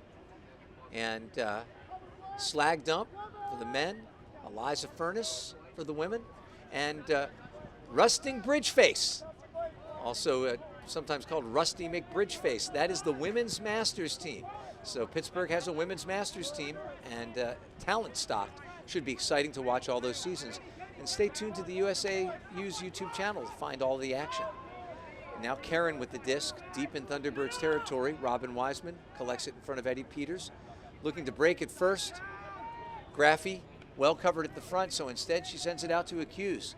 Tranquilo on him. Now Robin Wiseman floats out wide. Graffy looks that off. Benji Karen in front of him. Instead, he hits Johnson, cutting in hard ahead of Akon. A big bid by Tranquilo in front of Accuse. Accuse throws a fake and finds Johnson. But a nice defensive point with an opportunity to maybe break. Didn't work out that way, but still aggressive, tough defense, making it difficult for the Radicals to choose their first option on every cut. You saw a couple of times Peter Graffy off the front. Tries to make a break cut. Here you see that catch by Johnson in the end zone. But that was precipitated by a bid by Tranquilo, and you never know. You don't necessarily have to get the disc. All you have to do is get in front of the guy and maybe break his concentration for a second, and before you know it, could be going the other way. We've got 3 minutes and 11 seconds left. Madison in the lead, 17-16.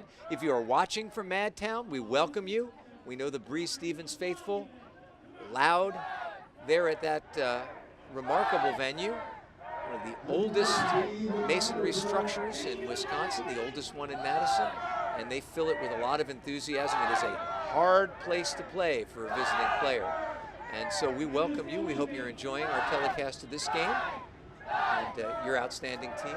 You can hear the Thunderbird faithful making some noise under the direction of Naked Bill Holman, who is the Thunderbirds hype guy here at the stadium, does a great job with his trademark yellow bandana, his dark blazer. And speaking of an outstanding job, Jonathan Mast, quarterback of this offense, the point guard, whatever you want to call him. And now Max Shepard working that middle, catches the disc on the far sideline, marked by Poole, finds Toll. There's a bid, looks like a foul by Poole, and going to get an extra 10 yards on that contact. No animosity or acrimony there. The two men shake hands. It's pretty clear. I'm sure that Poole would have called that even if there had been no referee to do it. Mast working hard against Luo, and he sneaks free into the end zone with a nice little backhand around. A little bender up the line. Actually, that was Jimmy Toll with the disc over there, so that was a forehand. I mistook him for Van Dusen. Having trouble telling my own friends over there, but over on the far sideline, Jimmy Toll throws that little high release out into space, and John Mast, who's usually on the throwing end of that, is on the receiving end, and it's 17-17. Got a football score here. 2:25 left, and out comes the defensive team, and we've got Siccione on the field, and Robarge, along with Buss, and that means you're probably going to see some zone. I think Angeletti's out there too. Alex, Big Papa Thomas, AT, and see who else we've got out there. Felipe Delgado, Colombian cannonball by way of Ohio. Wiseman catches it, sends it right up to Nelson. Those two very steady. Got a bit of a side stack, which now bleeds into a vertical, or a horizontal. Graffy at the front, camp in there, and the Thunderbirds zone closing in around the throwers. You've got guys coming in and guys coming out. Here's Nelson, jacks one across the field to an in-cutting Dave Wiseman. He's got Graffy working against Angeletti, and now he's going deep. Number of players back there, including Buss, and we should have a foul called on Buss. And he looks at Brian Himes saying, what are you talking about? Thinking that perhaps that disc was over Avery Johnson's head and he wouldn't have been able to catch it. But the referee is unconvinced. And so it will be in the possession of Johnson right on the goal line. He's got a vertical stack in front of him with Karen at the top. Karen goes right to the break, working against Alex Thomas. Thomas maybe can make this block. There's a lot of company, and he makes a catch block to be sure. Sends it right up to Robarge, but the throw gets away from him. Probably a safer throw would have been better. Instead, Camp sends it over to Wiseman. Wiseman's got Karen, but she looks him off in favor of a hammer across the field, which she puts perfectly into the hands of her husband, and it's a honey pass for a score to put Madison ahead, 18-17. And a high five times two, Wiseman to Wiseman for the score. And you can see no fear whatsoever on the part of Madison's handler, Robin Wiseman. She had an easy swing to Karen, but she saw Dave over there left alone, and so popped an easy hammer over the top to him. It was right on target. And he is an inviting target, a big guy who you can see there standing next to Karen. That gives you some sense of the disparity in size on that team. But as I walked across the field, I said to Ben Nelson and Dave Wiseman, you guys don't get any smaller with the passing of time. And in fact, Madison always presents a challenge. Challenge the Thunderbirds have met pretty well, though. It's 18-17. And the Thunderbirds will try to hold here with their offensive lineup of left to right, Shepard, Van Dusen, Mast, Fedorenko, Vats, Toll, and Robinson. Meanwhile, down on the other side, Luo ready to pull. He's joined by Drews, Mechanic, Pettit-Scantling, Grandin, Repperman, and looks like Jack Kelly running down the field to be the first one there. Settling in on the mark is Drews. Drews is a teacher. He teaches at an American school in Korea, an international school in Korea. That's where he spends his years. So far, no great options, but David Vats comes in for the fill over there. None of the handlers able to get open, and Max Shepard visibly frustrated. He had some separation, and he should get it now, but he's getting crowded. Mast cutting downfield, and Shepard had a couple of opportunities. Here he's going to get it. and he's got Robinson going deep, and you can bet he's going to pull the trigger. Repperman, Robinson. Robinson sees his position and once again frustrates Anson, and Anson throws his cap in disgust as the Sky Pilot once again disobeys the orders of the air traffic controller and lands in the end zone with his 7th goal of the game to even the score. You can see that Shepard been trying to get the disc. He loves the way that Robinson cuts off him. You can see Robinson expertly holding his position against Repperman, and there's no complaint from Anson about any kind of contact because Robinson was legitimately holding that position, playing the disc. A nice throw from Max Shepard, who had been looking for an opportunity, had been frustrated by handlers cutting off his in cuts, but you know, that's the plight of that middle cutter there. He keeps trying to find those openings, and for every 3 or 4 cuts he makes sometimes, he's only going to get 1 throw, but he sure made the best of it. We got 35 seconds left on the clock in the quarter, and the score is just as tied here near the end of this quarter as it was at the start of it. Each team has scored 4. Wiseman gathers it in. Again, that side stack. Again, we've got Graffy cutting out of it. Downfield, Camp working against Alex Thomas. And now sneaking deep is accused. Nobody sees him though at the disc. Nelson loads up that big one. Instead throws it to Camp. 18 seconds remain. Wiseman on the other end of a swing. Eddie Peters marks her. She laces it up to Accuse. Accuse looking downfield. He's got an in cutter. The Thunderbirds trying to do a fake 3-2-1 cut. Now they can do it. There are 5 seconds left. Graffy throwing the hammer across the field. Will it stay in bounds? It does, but it bounces off of the hands of, I think, Dave Wiseman. He's unable to pull it in, and so we end the quarter with the score 18-18. Each team scored 4, and boy, it should be a barn burner when we come back.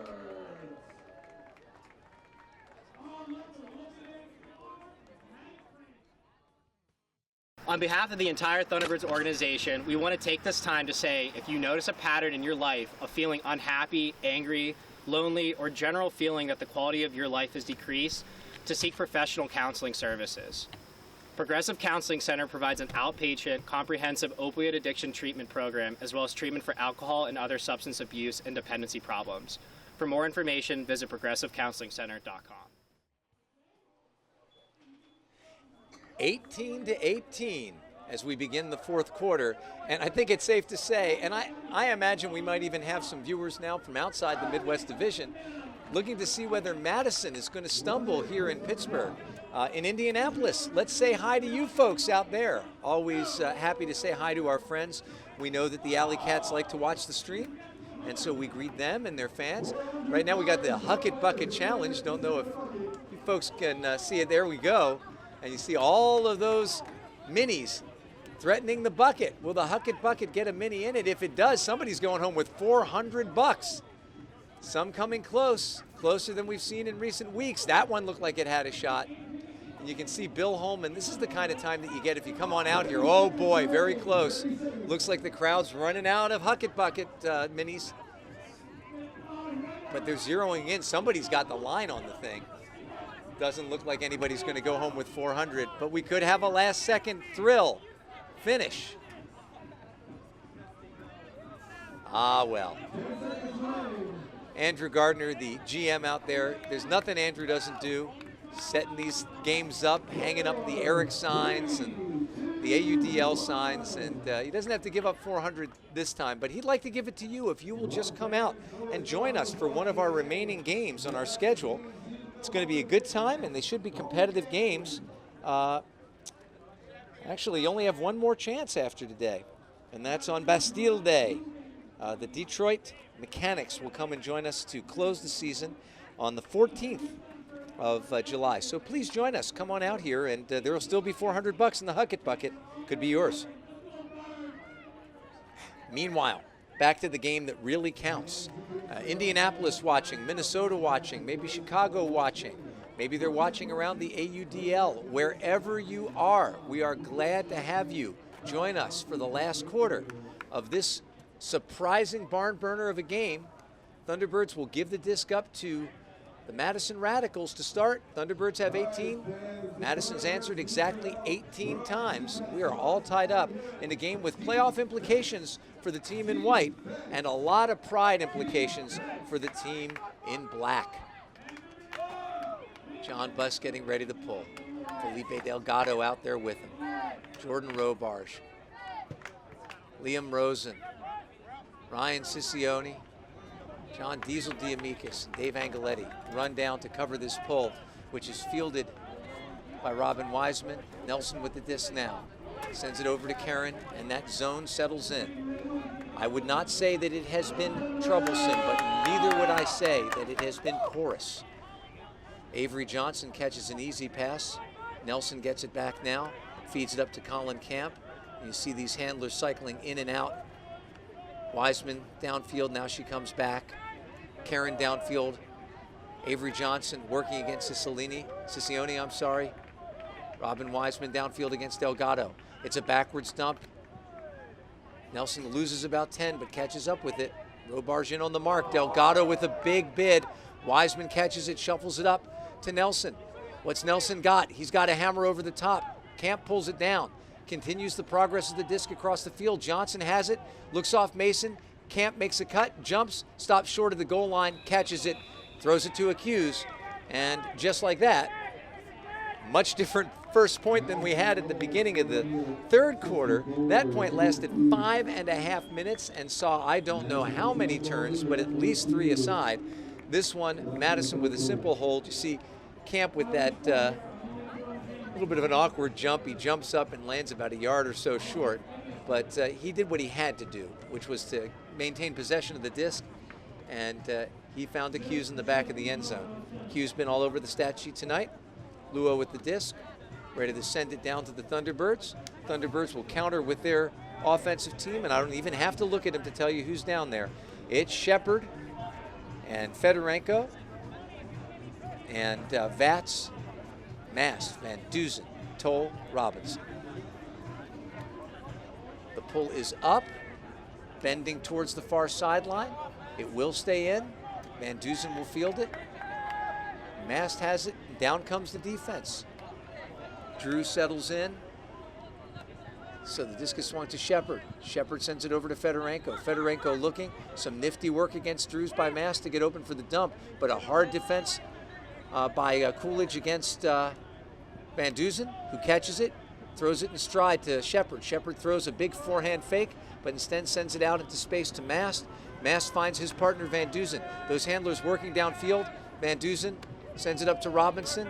Working at the back of the stack is Fedorenko. Now Vats has it. Van Duzen making a bust up the line. Vats is joined by a double team. Throws to an uncovered Robinson. Definitely a big inviting target back there. Mast comes back for a handler cut. Pops it out into space for Fedorenko.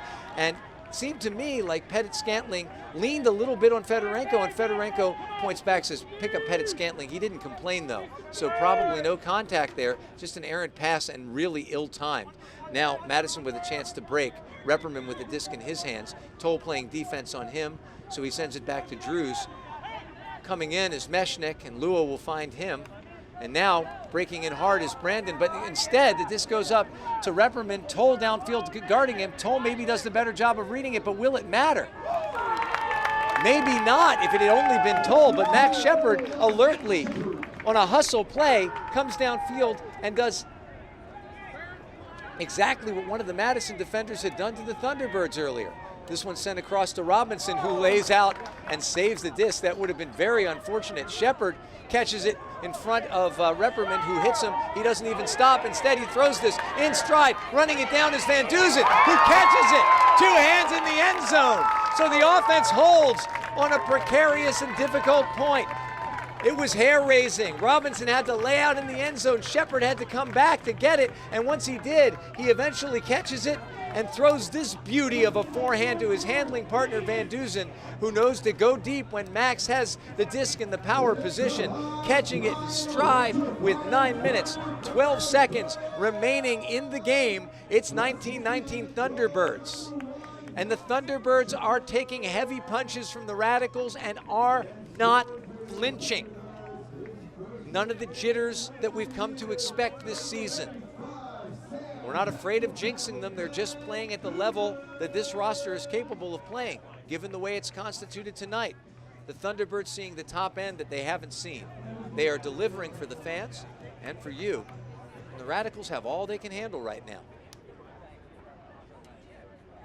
Eddie Peters launches this one into the wind. Doesn't go far, but it hangs up long enough for Kenny Friedella to get down there. And John D'Amicis to join him. Robin Wiseman flanks Nelson, as does Karen. Graffy catches one in. Alex Thomas stops him from throwing deep. Quickly a double team from Diesel. Now it finds its way back to Graffy. He's got accused coming in. And now Nelson goes deep. Ethan Beardsley with a watchful eye on him. As Kenny Friedella rejoins him. A nice huck for Peter Graffy. And you know he's going to catch this one. Looks like Colin Camp with the throw to Peter Graffy.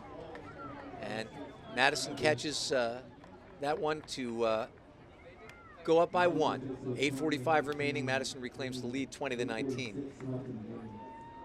Graffy is a weapon on both offense and defense, playing mostly offense for the Radicals this season, but we saw what he was able to do earlier in the game. He was the player I was talking about who did what Max Shepard did, trailed a play, came up and stole one from the Thunderbirds in the end zone, and you can see there what he's capable of doing when he gets a step on his man. Nobody's going to catch him, and the thrower doesn't have to worry too much about overthrowing him. He's going to run it down. One of the AUDL's premier players still after all these years in the league. Poole's going to send this one down. Glenn Poole is going to bend over towards the backhand sideline, but not backhand for Sam Van Duzen. He's a lefty. John Mast shoots it over to Max Shepard. He fakes that big backhand again. And so far, it's all handlers. You see the cutters working downfield. Robinson catches an in-cut on the sideline. Direct dump to Mast, who surveys what he has. Cuts seem to have slowed down a little bit. Rather than throwing that one out in front of Van Duzen, who had Kelly right behind him, Bat sends it safely over to a handler, and now Van Duzen has it. Whoa, a good grab by Mast, sure-handed. He's got Fedorenko. Fedorenko is looking at nothing, and we might be seeing a little fatigue now from the Thunderbirds' offensive downfield cutters.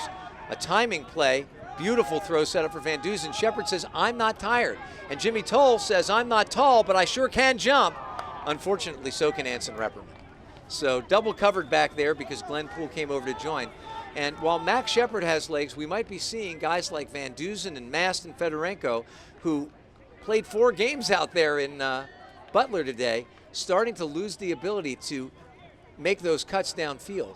And it might be time for Pat Hammonds to think about shuffling a few guys onto offensive team 1, some downfield guys. Maybe see a little Alex Thomas downfield, somebody who can generate some speed downfield.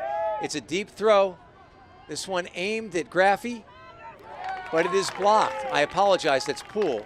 Jimmy Toll gets the block, and Poole attempts to make the second chance bid, but it was headed out of bounds. Nice block by Jimmy Toll. You can see Shepard and Toll had Poole bracketed, and maybe if that thing had floated up a little bit more catchably, would have been a call, but as it was just incidental contact after the block. Nice play by Jimmy Toll. Mark settles in on David Vatz, and we'll see if the Thunderbirds are able to do any more downfield. Mark Fedorenko cutting in, but Meineke just jumps out and throttles that one. I think I might have been calling Mr. Meineke Mr. Poole. I'm not sure. Meineke is wearing the hat and not the muffler. Now Poole and Meineke both bracket Van Duzen. He sends one up to Fedorenko. We heard a whistle. Fedorenko can catch it, which he can't. It would have been Thunderbird disc down there. Instead, it'll be Thunderbird disc at the 50 in the hands of Sam Van Duzen, who passed out of that double team, which he thought clearly was going to foul him, and it did. So he drew the contact, 5 yards past midfield. He's got the same 2 guys double teaming him. He throws a crossfield hammer, and that one probably ill-advised. Jack Kelly is able to come and make the block. Kelly with the disc in his hand sends it up to Poole. Meineke with him. Thunderbird struggling to catch up on defense, and doesn't look like they're gonna. This one out in front of Jimmy Toll, but pulled down by Jack Kelly. And it's a break for Madison, and that's bad news with 5 minutes and 50 seconds left. It means the Thunderbirds are going to have to answer back with a break of their own, at least one, as the Thunderbirds fall behind. Madison 21, T-Birds 19. Just to remind you folks that Madison leads Indianapolis only by 1 game in the win column. The Naptown Nice Boys 7-2, and they managed to get a huge win this season. A couple of big wins earlier on. We'll tell you a little bit about their season. Hey, wanted to mention a guy playing his first game this season for Madison. That's Drews. He, as I said, teaches in Korea year-round, and he coaches in Korea. He coaches a youth team there, and he said that players are enthusiastic, but because there is such an emphasis in Korea on education, sports aren't taken nearly as seriously. It's not necessarily a bad thing. Asked him about the atmosphere in South Korea right now, given all of the drama around the recent Singapore summit. And he said, you know, they're used to drama over there, and they're mostly concerned with self-preservation. The Thunderbirds were more concerned with self-preservation. They probably wouldn't have thrown that one up to Peter Graffey, but they were. And it looks like a critical moment right now for the Thunderbirds. Madison in the position to maybe break their backs with 5:18 remaining. Graffey gathers that one in to give them a 3-goal lead. Madison 22, T-Birds 19. The offensive team, the second team that had been able to come out and spell 0-1 after a long point, was unable to do it there. Just got some confusion in the middle, not used to playing with each other as much, don't have the rhythm, and they threw into a Peter Graffey poach. He is a savvy defender. He was ready. Thunderbirds O team out on the field. Madison a little slow to get out there.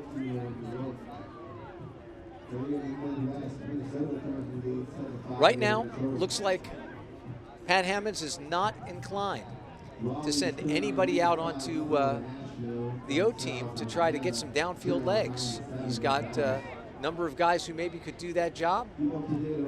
Certainly Dylan Tranquillo, experienced cutter. Maybe get him out there, but he seems to have confidence that it's not the problem of being unable to move the disc downfield. It's mistakes right now. And we see some nice play by Noah Robinson. And this one across the field, Jimmy Toll trying to track it down. And he had company, but not there quick enough. So Mark Fedorenko sends a cross fielder, and that's exactly what the Thunderbirds needed, a quick score. With 4:55 remaining, here we've got Fedorenko looking cross field, doesn't hesitate, throws this one out to Jimmy Toll. And he had a friend in the form of Glenn Poole who looked like if that thing had hung up or maybe come down a little bit quicker, a little more blade, would have been in his range. But as it was, Toll's able to pull it in 2 hands, no trouble. And Pat Hammonds goes out on the field to give some instruction to his defensive team. We've got that zone lineup out there. And we'll see if Madison is content to burn some clock with a 22-20 lead, 4:55 remaining. I'm going to want to give you a little update on some other AUDL standings here in the eastern half of the country. Toronto running away with the East Division, but New York has some games still to play. They're at 4-2. DC, who came and visited us and played a mixed game, at 5-4. And then Montreal at 4-4 and Philly at 4-5. So a lot could happen there for the second and third playoff spots. It looks like Toronto's going to run away with the first one. Benji Karen catches up with one from Colin Camp, and Camp stampedes down the field. Thunderbirds look like they have lapsed back into a man. And Rosen arrives just in time to see a hammer go over his head. Peter Graffey showing that he's not just a receiver, finding Colin Camp, who had stampeded downfield, found an open spot to the break, and Graffey nailed him with a hammer. And just as quickly as the Thunderbirds scored, the Radicals answer back. Here you can see Graffey load that thing up. Beautiful hammer into an increasingly still evening air, and Colin Camp gathers it in, hits him right in the breadbasket. And Madison back to 3 ahead. Thunderbirds need to score quickly. In the West, things a little bit tighter. But as the playoff races heat up, don't miss the opportunity to see the Aviators, who lead the Spiders. Aviators 7-2, San Jose Spiders 5-5. And then right behind them at 4 and 5, San Francisco FlameThrowers and the San Diego Growlers at 4 and 6. FlameThrowers at 4 and 5. Growlers behind them 4 and 6. So again, what could turn out to be a dogfight for that second and third position in the West. And even the Aviators not 100% comfortable. Speaking of uncomfortable, that Madison zone is settled in. And Toll has to catch up with it quickly. Didn't know if he had defenders behind him. Thunderbirds off to the races. Vat sends it out. Pulled in very quickly. Kevin Pettit-Stantlin kind of pushed off the mark by Van Dusen. And Van Dusen's going to argue, I didn't push him. I was kind of falling forward. And Scantlin got in my way. He'll win that argument. Probably wasn't even an argument. That's how the officials saw it. So he gets to set it up in the middle of the field on the goal line. And he's going to have a double team on him right away with Mechanix and Mobby, I think. It's dropped back. Mast has it. Matt's back in that handle quite a bit, but not really looking to do a lot of damage. And he drops a hammer into the hands of Van Dusen, who had Shepard cutting for the sideline, and Van Dusen just could not lift the disc enough. Shepard had a nice cut perpendicular to the sideline. That can sometimes be a tough pass to throw, but Van Dusen undoubtedly kicking himself for that. And in addition to losing the opportunity to score there, the Thunderbirds losing time. We've got 3 minutes and 9 seconds and a 3-goal deficit to bridge. Robinson almost sneaks a hand there. He's on Karen. And then Mast with a hard push. This one is sent by Mobby deep, and he's got a wide open receiver, and Meineke just settles underneath it. And that might have been the final nail in the Thunderbird coffin. Hate to be so morbid. With a 4-goal lead against Madison and their ability to play zone, it's hard to imagine that the Thunderbirds, as valiant as their effort has been this evening, will be able to bridge that gap. But given the breaks that the Radicals have given the Thunderbirds on a couple of occasions tonight, I would not tune out just yet. The last 3 minutes are going to be worth seeing. Tim DeBile over there talking to his players. Had a chance to talk with Tim before the game. We talked a little bit about the effort that some teams have made, including the Thunderbirds and the DC Breeze, to introduce mixed play into the professional ranks. Last week, just a terrific showcase put on by the Thunderbirds mixed team Supercell versus DC's mixed team. And the Thunderbirds came out just a little short, Supercell losing 20-18. And I asked DeBile about that, and he said, yeah, it's exciting. And, we've thought about doing it. But when I asked him whether or not the opportunity is going to exist for women to play on an equal basis in the pro ranks, he didn't seem optimistic to me. And that's going to be bad news for a lot of folks who would like to see that. On the other hand, he pointed out that the AUDL has made overtures, in his view, for some help in organizing that. They haven't been totally reciprocated. Repperman puts enough pressure on Angeletti so that Dave's unable to pull that one down. It was a nice look and a nice throw, but unfortunately, just enough pressure. I think it did hit the receiver in the hands, but he had a distraction in front of him, and with 2 minutes and 4 seconds left, the Thunderbirds looking at a 4-goal deficit. And we see Madison calling a timeout, looking to plot their offensive strategy and get their offensive team on the field. And this is an offensive team that's done a good job. It's not that the Thunderbirds are hanging in here because there's been sloppy play from Madison. In fact, aside from that one remarkably sloppy point at the beginning of the third quarter, which lasted half the quarter almost, both of these teams have acquitted themselves well. There have been a couple of muffs and a couple of drops and some bad decisions on the part of both teams. And I think that the difference is just the Thunderbirds have made one or two more of those bad decisions. And unfortunately, they've made them mostly here in the fourth quarter. And there, I think you see two things at work, maybe three. But the big ones are experience. The Radicals, when I talked to Anson about the Radicals and their fans' expectations before the game, I said, are they kind of getting to the point where they expect you guys to win a championship? He said they expect us to contend every year, and they have contended pretty much every year. They are always a threat to be at finals weekend. They've been at finals weekend because they keep winning the Midwest, and so every year they've given themselves a chance to win the championship, and that kind of experience shows up in the fourth quarter. The other thing, of course, is fatigue. The Thunderbirds using their whole roster tonight, but a lot of that roster is temper players, and these guys have made club a priority. It's understandable. That's still, in many people's eyes, the highest level of play in the game. And the greatest prize would be a club championship. Colin Camp fakes a big throw, but I don't think he's in a hurry to end this point anytime soon. Dave Wiseman catches it coming in. So the Thunderbirds probably feeling a little bit tired, and you could see the Thunderbirds offense, which had been crisp and which had been, rhythmic, started to slow down. An inside out goes awry, and it's bobbled by Johnson.